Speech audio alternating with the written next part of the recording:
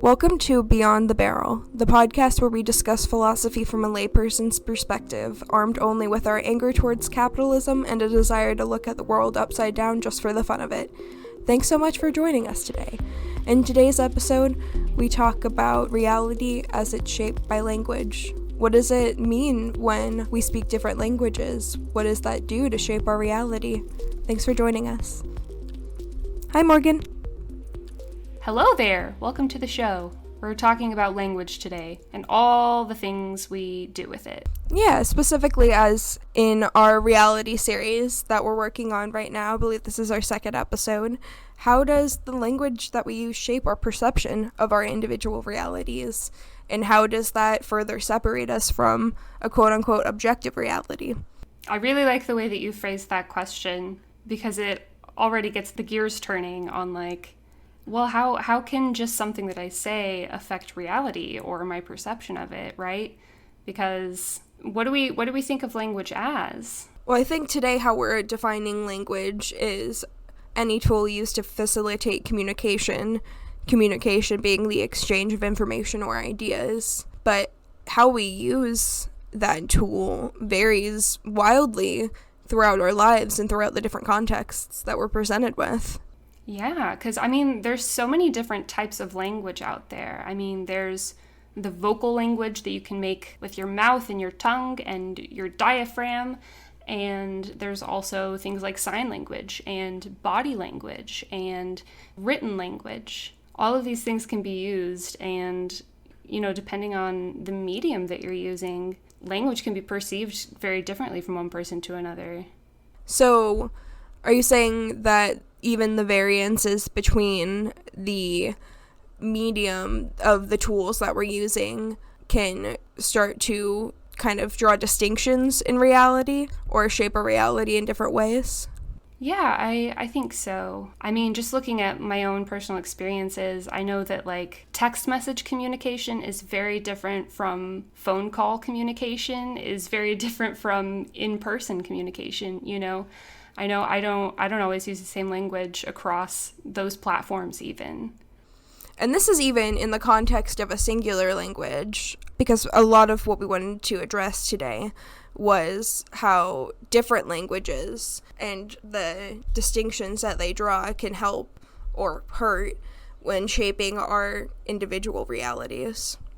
Yeah, I hear all the time, I studied French for 8 years myself, and it's not just grammatical differences. It's all the idioms they use are different. The slang they use is different. The way they see the world is different. And that's true across all languages, really. Could you give us an example? I don't think I could. I don't have one on the cuff. Valid. So, Morgan, you were the one to kind of bring this facet up into our reality series. Do you want to talk a little bit about how the idea of language and philosophy came up for you?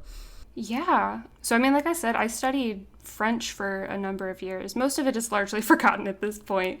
But one thing that I took away from it is, whenever you're using language in a certain way, it does kind of change your outlook on the world. And that's something I've even learned through CBT therapy as well, which, if you're not familiar, CBT is cognitive behavioral therapy, which it starts with the cognition, which is basically just how you think about things and the way that you're maybe telling yourself a story about whatever's happened in your life and how that has an effect on your feelings and your behavior and all of that, and kind of just going back and reframing the language you use about a situation to maybe give yourself a little more autonomy and power in a situation where before you might have been making yourself feel powerless. And I think that's a really great example of how powerful, the specific words we use can actually shape our own individual perception of reality.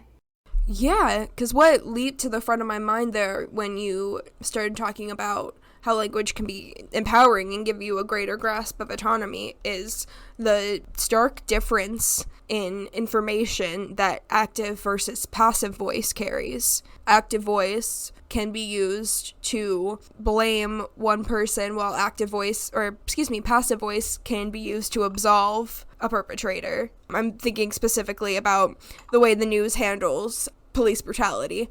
But on an individual level, the way you talk about yourself and the way you talk about yourself in situations, even to describe them to yourself and to relive them in a way, tells you, or can at the very least give you a weaker or stronger idea of yourself. Yeah, for sure. But hold on, let's jump back. You said something kind of juicy there that I want to elaborate on a little bit more. So you're talking about kind of news coverage of stories on police brutality and the language they're using during those stories shaping our perception of them. Is that what you're saying? Yeah, absolutely. I couldn't reference anyone in specific because, it's just been on Twitter over the years, but I've seen numerous screen caps of headlines side by side of interactions between minority communities and the police, and they always will use passive voice to describe the cop's actions if he's in the wrong, and they'll always use active voice to describe the supposed perpetrators, resistance or brutality, and using that active voice to make them appear to be the root of the problem is the best way I feel like I can say that, if that all makes sense. Yeah.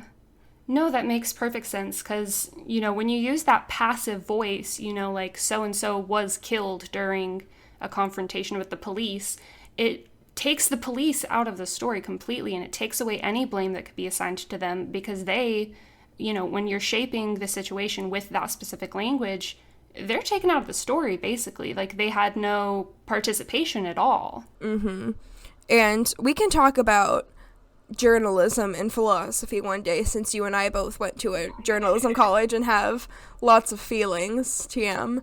But yeah, I feel like because those headlines are worded in a specific way to give you a general idea and count on the fact that you won't read it or look any deeper, or at the very least won't employ critical thinking and kind of in your head challenge that phrasing. They're counting on you to go along with the tone of the piece. Yeah, it's a little bit like mind games, to be honest. Absolutely. Language is... I'm so glad that you brought this topic up, especially in reality, because we didn't even talk about this in our outline, I don't think, but propaganda is a super effective use of language to control. Absolutely, because the way I see language is kind of like this story that we tell ourselves with words and symbols and ideas to kind of get a better grasp on what reality is, right?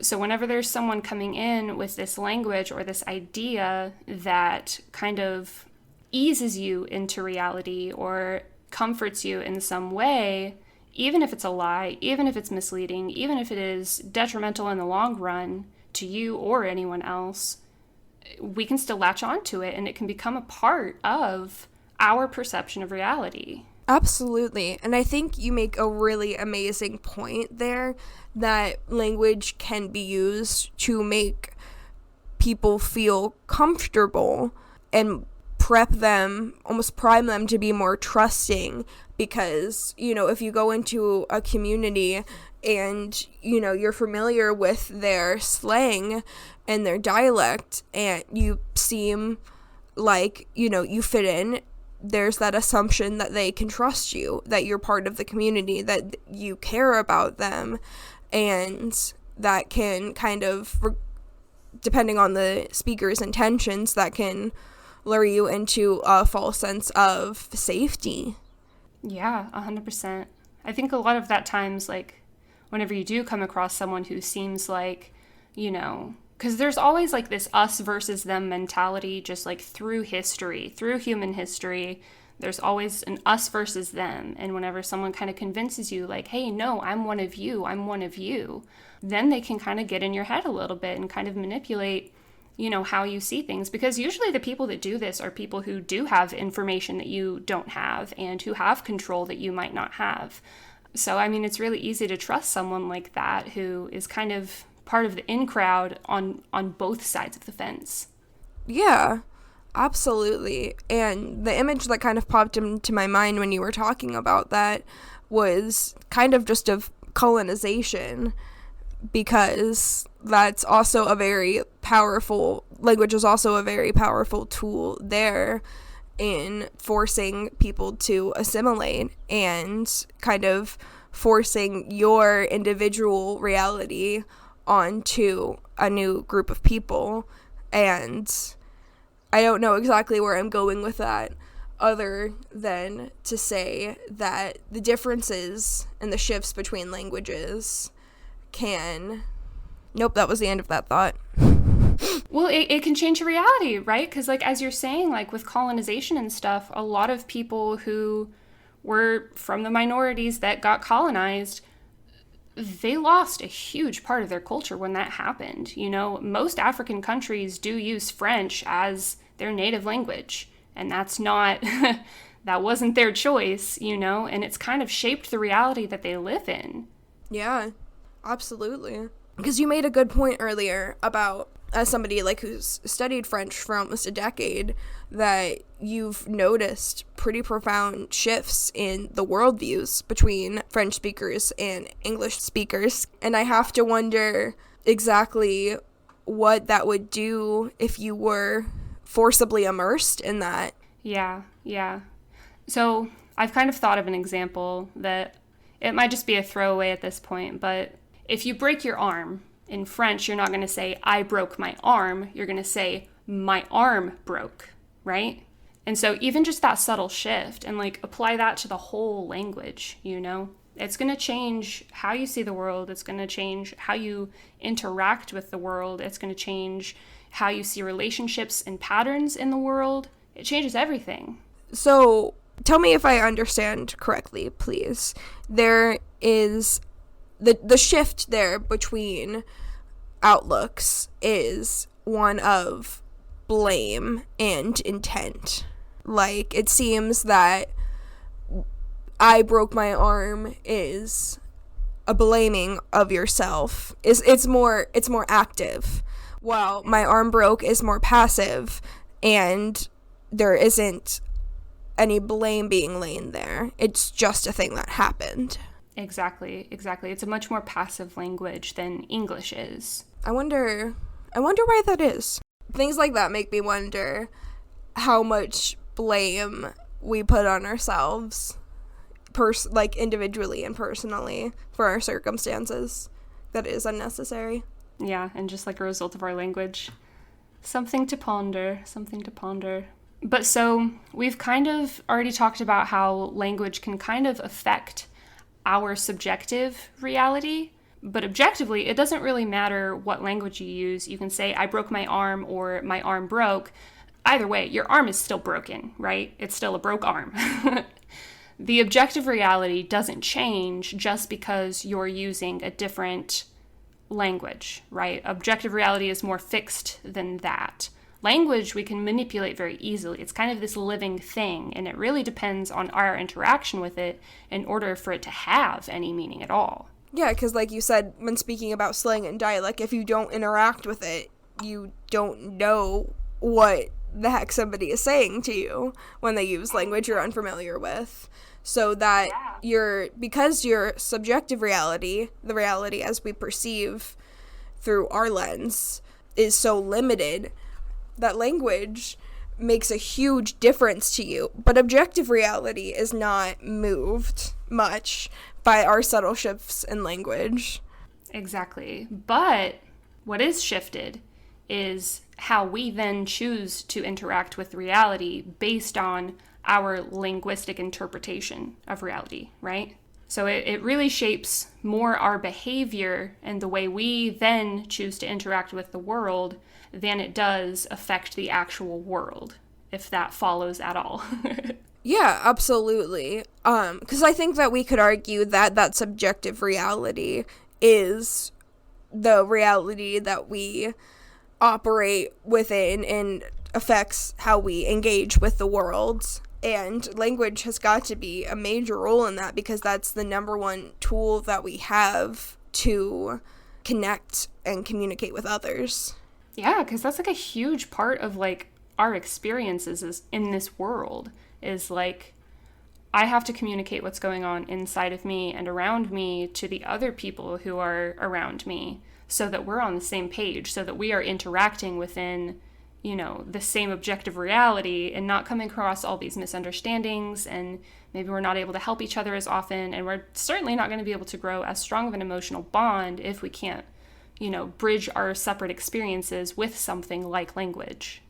So language brings us together. That's so sweet. It does. And, speaking of kind of that level of miscommunication, you mentioned in our earlier conversation in our outline about performative utterances, and speaker versus audience meaning. Yeah, so I was doing a little bit of research, and I think both of these concepts kind of come from something that Paul Grice has been talking about through his work. And so if we start with the speaker meaning versus audience meaning, that's also an important part of language, that whenever you're using language, you have to be careful about your intentions as a speaker coming across as you mean them to the audience, right? Because the audience is going to be able to infer things that you might not mean for them to infer. And do you think... Go ahead. I was just going to say, do you think that is a product of the distinction between individual realities? Yes, 100%. Yeah, because language is different for everyone, right? Everyone uses different words in their daily vernacular, right? Everyone has a friend who's got their one favorite word that they use just all the time. They sprinkle it in here and there. They love to use it. I love people who have favorite words, and not everyone has the same lexicon that you do. Someone might, have a slightly different understanding of what a word means than the definition that the speaker is working with. So, we can even take just the example of just a simple word, a door, okay? That's going to create some version of an image in your mind of a door. Everyone's door, I guarantee you, looks a little bit different from everyone else's door, right? But your definitions are close enough that you're still able to talk about a door effectively, right? All of these doors are going to have basically one large panel, a doorknob, and a latch, maybe a frame to go with it, at the very least. And so as long as we're close enough to those definitions, then we're able to communicate effectively with each other. But if we're operating with very different definitions of, say, what a door may be, then we might be miscommunicating a lot. Because maybe someone is thinking of a trap door, something that's in the ground with a handle on it, whereas someone else is thinking of an attic door that comes from the ceiling and it's got, pull down and a ladder connected to it, These are very different kinds of doors. And when you said a door, when you first said it, I immediately thought you meant of the verb to adore. So there's also that shift in audio processing that adds another level of miscommunication and complication. Yeah, it gets very spicy when words sound like other words, huh? Mm-hmm. And then that's another way. You mentioned the distinctions between written and verbal language and how you can communicate things that are easier across verbal channels and some things are easier across visual or symbolic channels like written language. And that would be an example of something that would have been more easily understood, at least by me, if it had been in written language. I'm just waiting for real life to get subtitles. I'm going to be real. Dude, I'm with you there. There have been so many times that I've just been chatting with someone and I don't know them very well. So their particular, vernacular and ways of speech are a little bit foreign to my ear. And so I'm hold on, go very slow. I don't know what you're saying, even though you talk almost exactly like me. We speak the same language, but the subtle shifts are enough for my ears to struggle. Yes. I need one moment, please. That will be the day.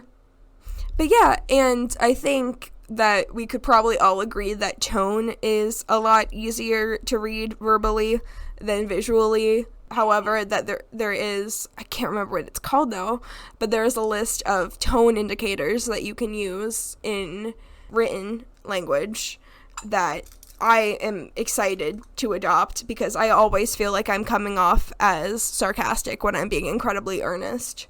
So I think that we're still innovating new ways to be more clear with each other. And I think something else that has always really enamored me about language is very precise words. I like words to be as precise as possible, because there is a very specific meaning I want to convey. So I'll use a bigger word where a general word could have applied, but wouldn't offer the exact same connotation that I have in my head that I need to get across. And I personally think that $5 buzzwords can be annoying. I definitely get that. But I think taking the time to be as clear and specific as possible can help clear up that speaker versus audience meaning disconnect. Yeah, 100%. As long as everyone knows what the words mean, then it can absolutely help so much. And not even just with like these $10 buzzwords, but like with things like metaphors and like slang and things like that, or maybe you have like a nickname for a friend, something like that. Yeah, absolutely. And I think specificity, especially in the context of these performative utterances, are very important, because those are, how would you define those before we move forward in that? A performative utterance? So the way that Paul Grice talks about performative utterances is they are acts of language that have an effect, like immediately, on reality. The words themselves change reality. And this is going to be things like making a promise to someone, or ordaining a marriage, or declaring a war. There's something about uttering those words that changes the way reality actually is, not just our perception of it.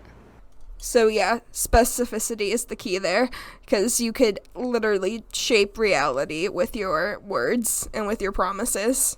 Yeah, for sure. And I don't think it's like a daily thing that happens that we have these performative utterances, but you could even think of something as simple as, could you close the door? Uttering that has an automatic effect of someone will get up and close the door upon your request, I am God. Yeah, it's a really interesting way to think about language, because I had gone off a little bit earlier about how language doesn't actually directly impact reality. It kind of impacts reality through us rather than on its own, which I do still stand by, but I think performative utterances they're as close to affecting reality directly as they possibly can be, given that language is something that only exists with us, with our help. Us being sentient beings? Yeah. And anything that can use language and can communicate like that. I'm told that even trees can communicate with each other through like little vibrations in their roots. They have like whole families. They're like friends with each other sometimes. Sometimes they're not. Sometimes the trees are greedy and they take up all the resources, and then everyone else is like, okay, don't talk to that tree anymore. They're not our friend. So yeah, anything that can communicate, because this is what we kind of talked about earlier. Language is any tool used to facilitate communication or the exchange of information or ideas between sentient beings, which, we can limit that to just being humans, but I would argue that it's not, because trees. Absolutely. And plants communicate with each other, animals communicate with each other, and you think about how many living things there are versus how many human beings there are. We just have bigger feet, so we think we leave more of an impact. So all around us, reality is being shaped by the minuscule facets of life on Earth, and we're just living in it. It's the plants world. We're just on a floating rock. Yep. But the problem comes when we have to figure out how to precisely communicate with each other so we don't mess up our own reality. Yeah, truly. Because, like, miscommunications, I'm not going to speak for everyone here, but miscommunications are, like, the thing I hate most about life. You know, they're, like, the one thing standing between us and peace. Truly. Absolutely. And I think especially, like, getting on a little bit of a tangent here, emotional miscommunications are the root of a lot of major problems. Because, you know, if people could more easily access their feelings and be like, hey, I'm feeling insecure, instead of, I don't know, getting into a fight or starting a nuclear war, imagine where we'd be. And this brings us back to the BTB philosophy of everybody needs to go to therapy. Yeah. No, it's actually really interesting that you bring that up, because that's something that Ludwig Wittgenstein talked about as well. Not about going to therapy. Therapy wasn't really a thing in his time. He probably could have used some, though. All philosophers, let's be real. But he talked about... I already lost my train of thought. What were you talking about right before? Emotional miscommunication and accessing emotions instead of operating off impulses. Exactly, yeah. So he was actually a proponent of, like, if you are going to communicate effectively with other people, you need to know yourself first. You need to figure out your own intentions, what you need to actually communicate from the situation, and if you can't do that, then just shut the hell up. He said that, basically. They said that to me at a dinner.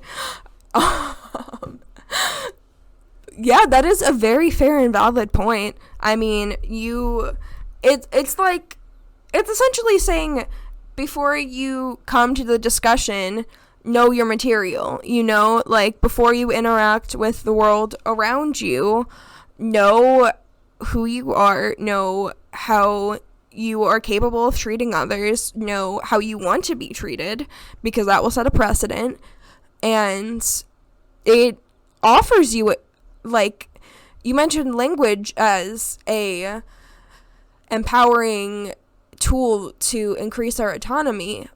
Knowing yourself and knowing what language to use to express yourself and to express your needs and to connect with the world around you elevates your autonomy and it elevates your quality of life, I would argue. I would argue the same. I'm on your side on that one. So, know thyself. Yeah, we always circle back to the timeless maxims. Always.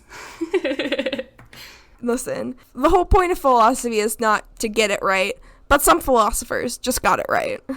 Because I think even in talking about these performative utterances, like for, say, somebody ordaining a marriage, you know, you have to know yourself enough to either not care or care enough to will a marriage into existence, you know? Maybe that's a bad example of what I'm trying to say. I guess I'm thinking more of a vow, you know?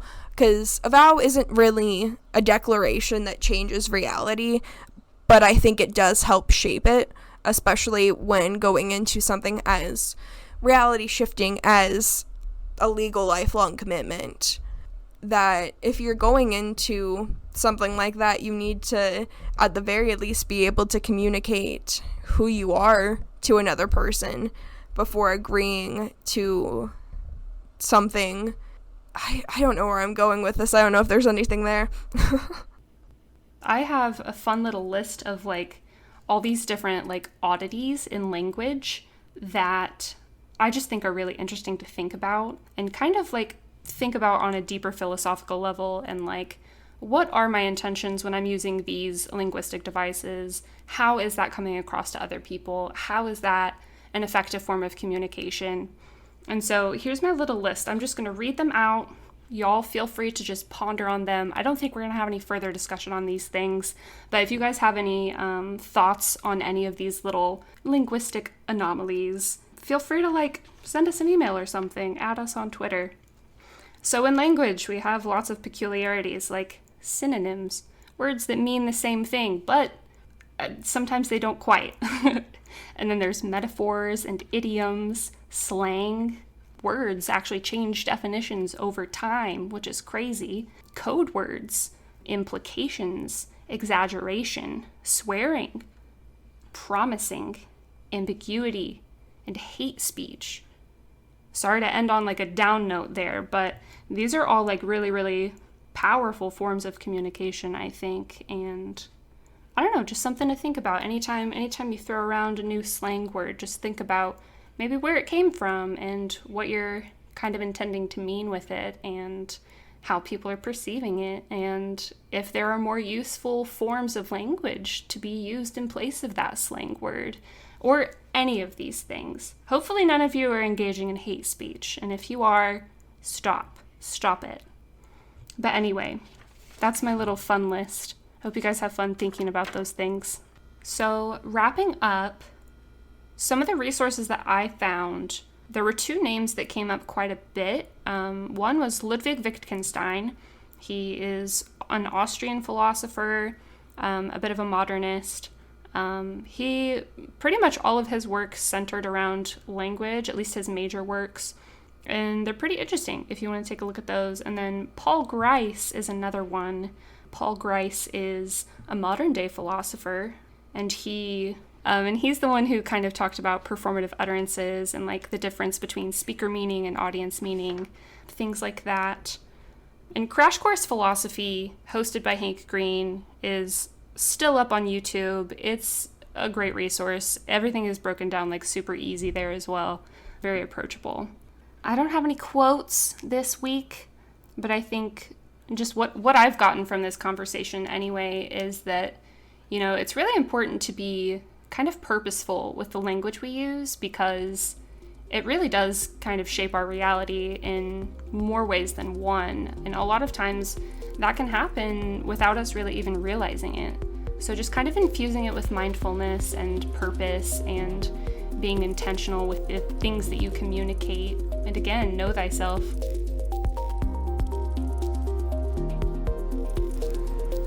Thanks for listening today. We hope you enjoyed the show. If you'd like to join the conversation, find us on Twitter and TikTok at BTB Philosophy. We would love to hear your thoughts and suggestions. Stay curious, stay open, and stay kind. We'll talk to you next time.